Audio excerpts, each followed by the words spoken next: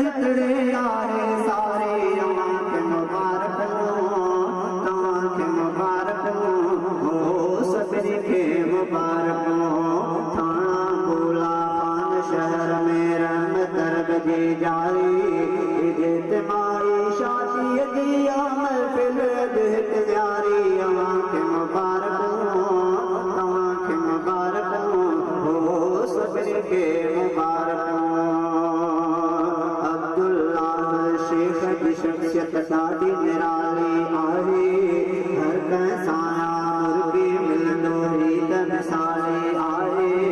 अब्दुल्लाह शेख की शख्सियत ॾाढी निराली आहे हर कंहिं सां मुर्गी मिलंदो ही त मिसाली आहे अब्बास जो